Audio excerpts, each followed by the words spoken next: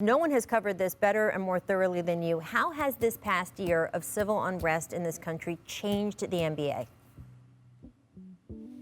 Well, I think what we learned from the players is there's strength in numbers. You know, Rachel, you were with me in the bubble and seeing those social justice jerseys and Black Lives Matter on the court, seeing the 3-day revolution in which the players decided not to play.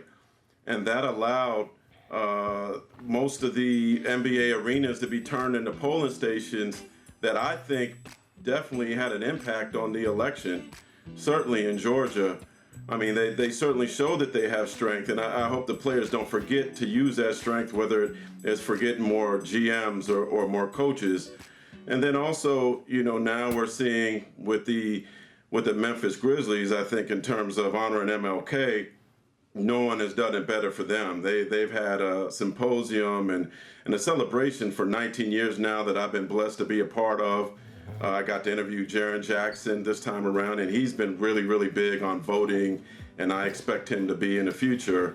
I also, during this time, during those visits, had a chance to go to the National Civil Rights Museum, which if you haven't been, it's certainly a very impactful place. And the one thing that stood out to me of all the things that have stood out to me is towards the entrance, you see from global impact slavery had from 1619 to 1861, and a depiction of what it was like for Africans to be basically squeezed to the bottom of these slave ships and brought to the Americas. You know, the thing about when we watch these athletes and we watch this day, we have to remember it's not just today. It's every day in the Black community for these people to see what's going on and to recognize the unjust and to try to even the playing field, so to say. And I love the fact that these players now have the platform to speak their mind, to say what they want to say, because when we played, we wanted to say stuff, but we were a little too afraid to say something because you could get blackballed and you could not play, and you wanted to provide for your family so you have a better future. But now these guys, they're stepping up and saying, we don't care. We're going to use our platform because now you see it. There's a magnifying glass on us. So now when you say something bad, they're going to see it. We say something good, they're going to see it. So when I say there, that means the people of the world because of social media.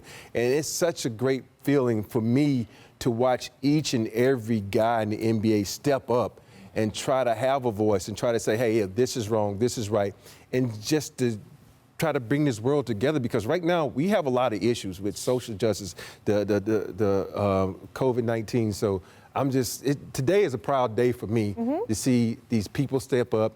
And I got to say this, Atlanta, send me one of those jerseys. I love them, man. Send me a jersey. They are nice. There is no doubt. And look, things have changed, Robert, since you were playing in the league. First of all, the salaries endorsement money has gone up. So if you do get, quote, blackballed by one sponsor or one team that is non-enlightened, you have other ways to take care of your family.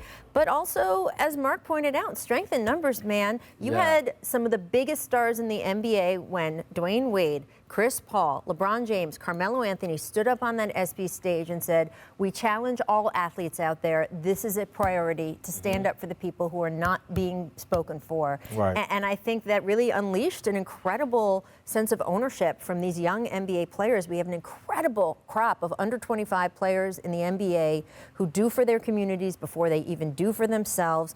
And really, again, you have some of the elite players in the league taking a lead in it. In fact, Stephen Jackson just let the cat out of the bag that Kyrie Irving has bought a house for the family of George Floyd. Big time. Floyd and Stephen, of course, close friends growing up together in South Texas. Fizz, we've seen Kyrie be a leader. There's a lot going on with Kyrie Irving right now, but it should not escape anyone's attention. He has been a leader in this fight for social justice.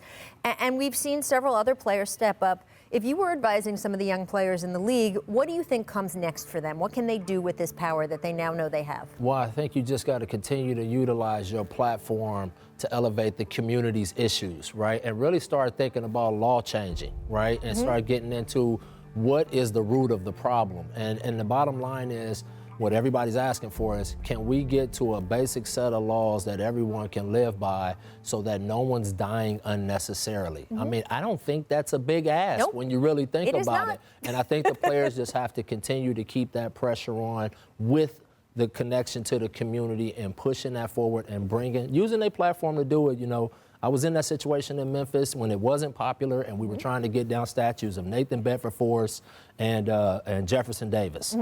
And I was feeling like Robert said, should I do this? Right. It was your first head coaching job. First head coaching job. I'm a young black coach. Will I suffer for this? Cap was just starting to kneel and stuff like that.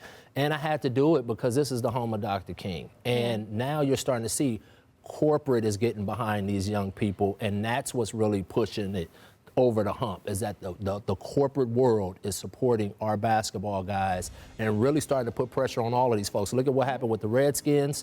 Right? That was a corporate push to change that name. And now what you're seeing is players are starting to recognize we got a lot of power here and they're using it the right way, and they got to keep that pressure going. Mark, what do you think is next for NBA players? Well, I hope they keep the education going. To Fizz for what he did in Memphis and what he did in New York, from a justice standpoint. But, you know, I remember talking to a young star player, I'll just say that, last year, and asked him about Martin Luther King. And he said, you know, he really did a lot of good things. That he was an important American. And it crushed me to hear a young black man say that. So I think there needs to, don't depend on the schools. There needs to be more education at home. I mean, all he learned about was MLK and Rosa Parks and Malcolm X when he was in school. But I implore the players and all parents to show their kids eyes on the prize, like my mom let me see in the San American Center, and see the movie Selma and read up on Martin Luther King and other civil rights leaders. Because there's just so much to learn that I don't think we should depend on the schools to teach. Education reform, you hear Donovan Mitchell talking about it all the time. Thanks for watching ESPN on YouTube. For live streaming sports and premium content, subscribe to ESPN+.